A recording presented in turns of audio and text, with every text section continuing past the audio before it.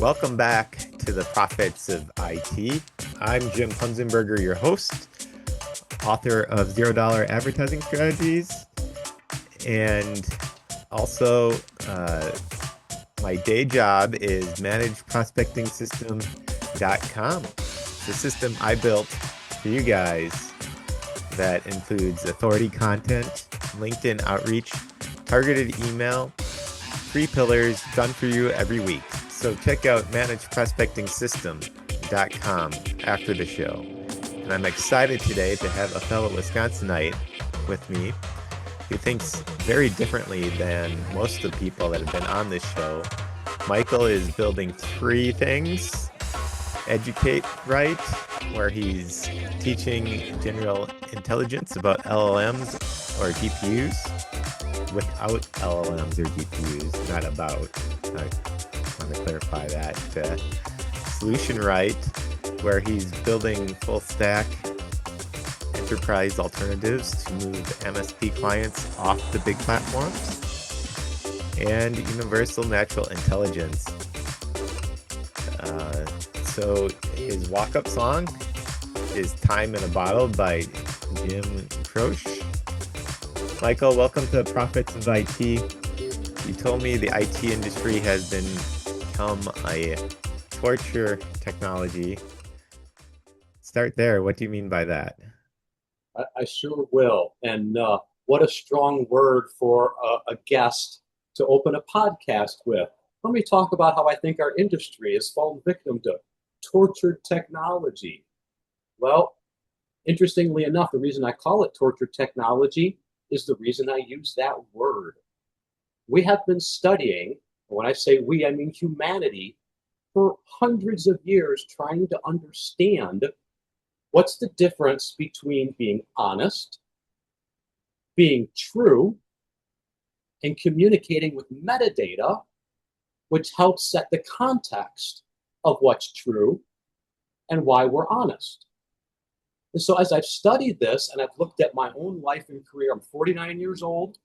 I've been building and working on computers since about 8, 9 years old. So I'll argue I've been in the IT industry for 40 years. Yes, that's a long time. And I look at the little things and the big things. I look at when contracts don't seem to land quite right, when a provider does their best job, but the client still isn't happy, when a client swears they explained it this way, but the provider still delivered it that way. And then as we opened this call with me trying to get to the right screen and the right thing muted or unmuted so I could be on the video correctly, Jim, you and I had that little micro conversation. Yes, my gosh, we I did. said out loud to you, what word did I say? I said, these tools are supposed to make my life easier, and I feel pain. I'm Yes. hurt when I try to go from one Zoom to link to this. There's a Yes. barrier to communicating. The tortured part means whether it's Microsoft saying this is the new release or Google telling us how the algorithm is going to run. And I will argue, my friends and family, my MSP brothers and sisters, when we repeat their marketing words without ourselves having had the opportunity to open it up and say, well, does it do that thing that way? Are they honest? Okay. Well, how about are they true? They said Microsoft Copilot was going to. Therefore, you need to, MSPs, do this to your client now. Otherwise, MSPs, you won't. Those are honest lies. Because, hey, MSPs, not to switch gears on you too fast, when we come back to talk about solution right, what happened to Linux? How did we get to be MSP owners? Was it writing compiled C# code for Microsoft? Or was it downloading our first repo and learning that we too could host email, and then somehow we now work for Microsoft's profit margin? They've distributed their, what they call their contribution margin. As a Microsoft employee, I used to be beholden to a contribution margin. My understanding is, and don't quote me on this part, they've pushed that out to the partner network. So Jim, you and my brothers and sisters that run MSPs, we are now measured by how much profit our lives extract from our clients and contribute back to Microsoft's obscene margins, Mm-hmm. and none of us are winning the whole chain down. The tortured and the torture part is the meaning is there, but we don't hear it anymore because the marketing people gloss it and layer it. And then the social media people twit it and tweet it and exit. And then we too long don't read it. And then we tell our clients it does. And we don't really know if it did or will. But there was a time when we touched the code, we built the server, we installed the OS, Yeah. we logged into the registry and said, wait a minute, Microsoft, there's more settings here that we need to manage because we're present. We're the last mile. We are where the rubber meets the road. And this is what I'm hoping to show people is that we are the intelligent part. I say I do this not with LLMs. I don't. A lot of what I'm building and doing, I specifically won't use the LLMs because it seems like they're trained on the marketing data. How do we get Yeah. the clear signal back in, Jim? That's a good The truth. question. The truth and honesty. Where did it go? How do we get it back between brothers and sisters, between clients and providers? That's a good question.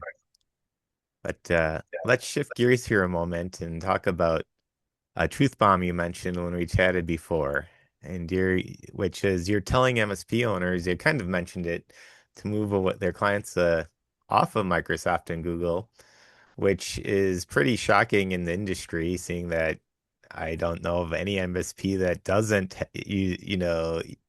uh, promote their clients using Microsoft or Google. Um, so why don't you tell us more about that, why you say that, and what's your case for it? I'm going to do this part kind of fast and I'll try to do the very tail end of it slow. So, real quick, I'll back up. 49 years old, PCs since 8 or 9. By the time I was 19, I had full-time engagements working as an enterprise consultant. By the time I was 20, I worked for CCH, now Wolters Kluwer, a very large law exchange working with information. I took them off of Windows 3.1.1 and Token Ring. I, Michael Polzin, at 20 years old, migrated 2,500 desktops. I picked out the hardware.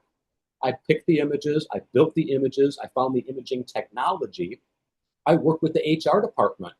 I created one of the first end user computing liaison roles in the industry because we were going from one UI to a major different upgrade. IT just wanted to upgrade. And I said, wait a minute, this is people's lives. They edit documents with this software every day.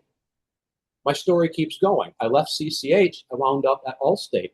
Allstate said, hey, Michael, we have NT 351.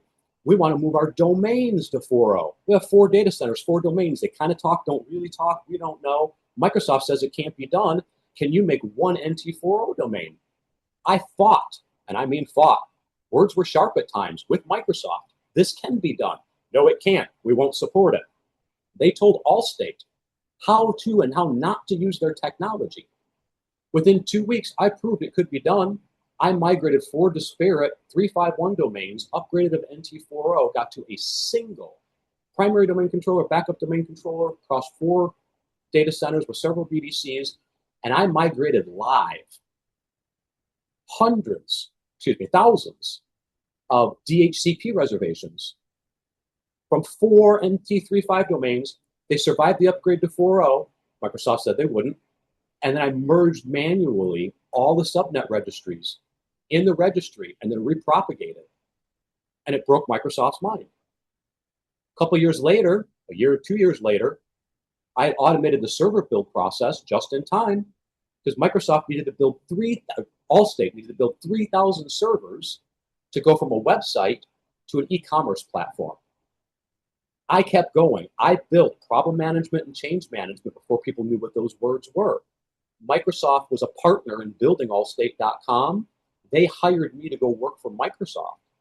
2 years into Microsoft as an enterprise consultant and consulting for Fortune 100 and 500 companies, showing them how their people and process were breaking the technology, how the technology from Microsoft was breaking the people and process because they weren't measuring and understanding. And then my phone rang. Who called Michael 2 years into Microsoft? Microsoft. We have this Exchange Online thing. It doesn't run as well as the Allstate Exchange environment that Michael Polzin, you built before you left. And one of the reasons we hired you is your operational prowess. Can you come fix Microsoft's Exchange Online? And I did in several ways. And I kept going. And then they asked me to move to America's cloud services. And then I migrated CNN Turner Broadcasting. I watched Anderson Cooper's mailbox go by on my screen after almost 9 months of fighting with Microsoft because they lied. They said Business Productivity Office Suite was ready for migration, and it was not. I had to build new migration servers and services. Microsoft and CNN lied to the world, including MSPs, and said it was successful and they deployed. Instead, they scammed the system. Microsoft gave $350,000 worth of USB link headsets, back when it was still Business Productivity Office Suite and not called Office 365, to the CEO of CNN Turner Broadcasting and said, will you please turn on the seats? Will you mark the licenses active this month so we can report on active licenses? And Michael Polzin said, I'm a man of word, honor, and integrity. No, we cannot. Active licenses are not an indication of a working product. It's not honest. It's not true. Microsoft said, you do it anyway or we fire you. I have been directly in the room 3 times when Microsoft has scammed the world. The first time is when Steve Ballmer literally authorized employees to lynch effigies of penguins and hang penguin blow-up dolls in the Microsoft corporate offices by nooses. And he said out loud, we will create software as a service and we will change the enterprise user license agreements so that the world doesn't have a choice. They will never use open source software. We will control the market. I stood in that room when he said those words. He said that meaning more than once. Then they went off and they did cloud. And they cheated and they lied. And then a few years after cloud, after I told them, I'm not happy with this, this is whistleblower kind of stuff, they asked me to fix the CSAT results. They told me to filter which customers I sent satisfaction surveys to, and told me to only pick the client cloud customers in the second half of the year after Microsoft fixed the deployment services that I built for them and pushed back on the engineering team. So then I left and went to a different team. And then I opened up a case with HR and other coworkers because while I was on the previous team, the enterprise consultants were stealing bonus hours from lower level consultants and getting massive annual bonuses, getting raises, getting sent on cruises, getting excellent circle membership awards because they were triple, quadruple, sextuple dipping on other people's engagements, logging hours they never worked. Over 15 high-level executives at Microsoft got fired over this scam. It's never been pronounced public. They've never actually stood up and said that they bribed CNN. CNN, being one of the world's largest news organizations, has never admitted to the scam. And if you look right now, you will see that no cloud provider provided profitability numbers until 2024. We have been locked in a massive Ponzi scheme to feed the literal cash reserves that Microsoft and other large enterprises have put in physical vaults and stored in countries like Ireland and also digitally in Ireland. Companies like Allstate have built IT companies in Ireland, own them as wholly owned subsidiaries, and then call them a software as a service provider so they can move US taxation offshore and avoid it. But they don't help MSPs do that. And the money that's sitting in cash, that's not coming back to your development funds like it used to. They're not giving you Microsoft training vouchers like they used to. And Jim, the service that you're providing for this community is amazing. Thank God there are people like Jim that stand up and say, we need more and we can do better because others aren't. So I'm not trying to put words in your mouth, but I would say, Jim, You see some of what I see, and so you've been trying to fight against it in a way. And I'm telling the world, Michael Polzin stood there. Michael Polzin, people say, is on the spectrum. I've never been tested on that end.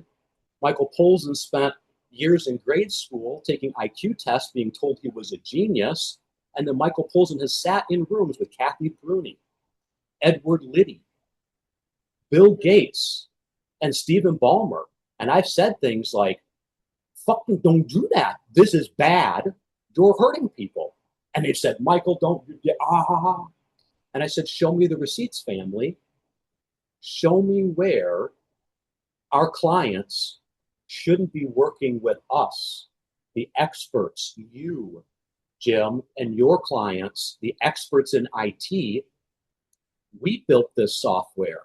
We installed those servers. Mm-hmm. We wrote those setup scripts. And then they stole them from us. And now they try to charge us for the tools and utilities and processes that our blood, sweat, and tears built. And then they lie to us and say, sell more of our subscription. Hey, MSPs, you're part of the Microsoft family. We'll take care of you. This happened a couple other times in history. And I want to make sure everybody hears and Googles this one if they can. Take a look at Littleton, Colorado, and then specifically Ludlow. And look at the Ludlow mining disaster. I won't go through all of it now. You'll Google it yourself. You will see that Microsoft has invited you to come live on the company land, buy from the company store, only use the company education, only buy the company food. And if you don't, they threaten you. They threaten your life and livelihood. And I'm here to tell you it's a lie.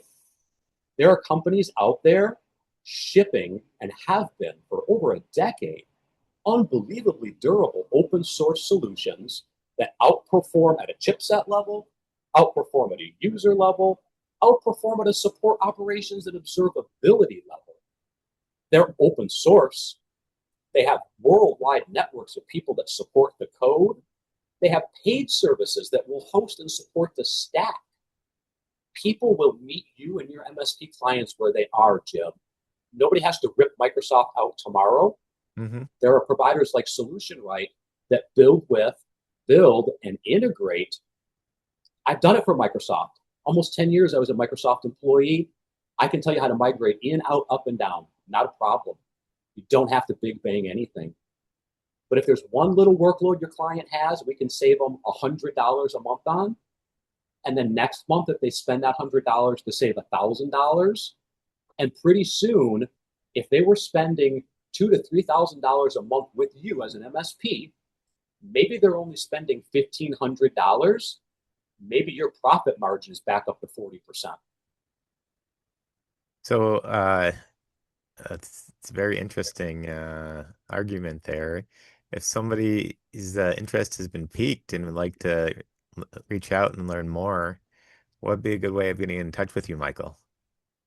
I'm pretty easy to find. I don't hide.